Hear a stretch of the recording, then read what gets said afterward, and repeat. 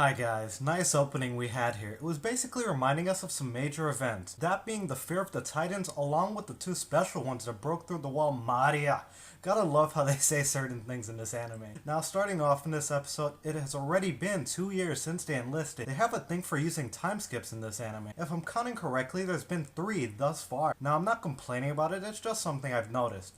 Starting off here, we're introduced to our main characters, other than the main 3 of course, and we also get a little bit of a description with them, which was nice because giving them an entire episode at this point, since it's not exactly the beginning anymore, and we aren't really that far in to know that much. Actually, let me rephrase that. We aren't that far in that we should know that much about them just yet.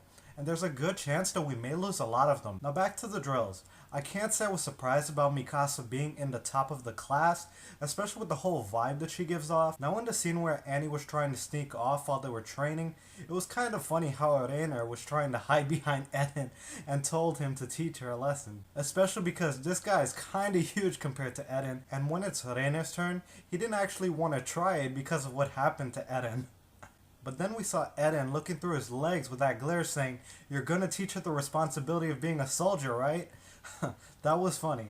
But Annie brought up a good point during the conversation she had with Eren here. I believe her exact words were that people here are either stupidly serious or seriously stupid. And from the looks of things, most of those in Eren's class seem to be wanting to live within the inner wall, which is kind of a contradiction. They're training to become soldiers, but they're doing it so that they don't have to fight. And the dinner scene that followed shortly after, that was nice how Eren showed he's a quick learner by taking Jean down with that move Annie used on him. Now let's talk about the top 10 here. I was a bit surprised by it. Some surprised me more than others, of course. And I like how they were basically listed in a panel at the halfway mark. Because if you had forgotten their names or wondering their exact place, well, it was right there above their heads. Now for some of the things which stood out, I'm gonna go from highest to lowest here. Number 9, Sasha Blues, or in other words, Potato Girl.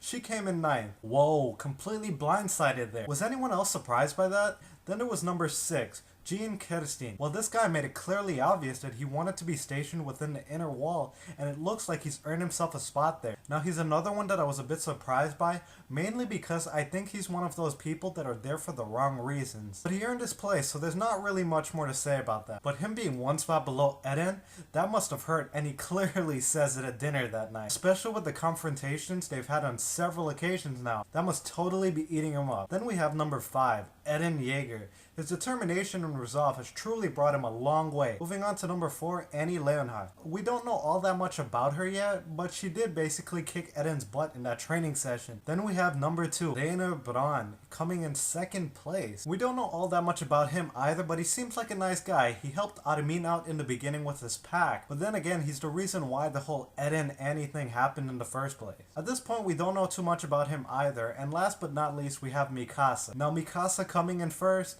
enough said. Now moving forward a little to their dinner after the ceremony, Eren's speech was really something, yowza. Well then, from here we learned that our main characters plan on joining the recon squad.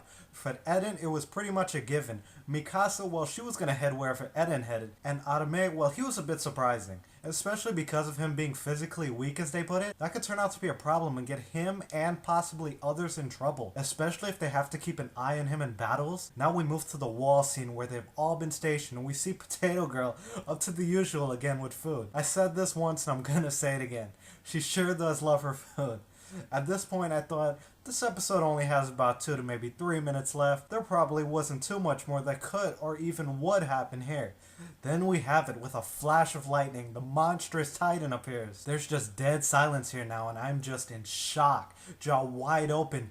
Incredible. Now there's a hole in the wall and luckily all of them seem to be unharmed. Also that move Sasha pulled off there to save Samuel, pretty nice. And it's also possible that she was the only one capable of pulling off something like that because they had said she had a knack for unconventional movements using the gear. And I don't think it gets any more unconventional than trying to run down a wall in an attempt to save a comrade.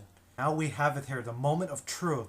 This is what they've been training for, and if they don't do something, well, they see the broken wall and know it will be a repeat of the last time a wall was broken. Eden knows the horror, and I'm amazed by Eden's initiative, taking lead here. He charges into battle with his blades drawn. We see the determination in his eyes as he stands face to face with the monstrous titan. Oh wow, guys, this ending was just amazing.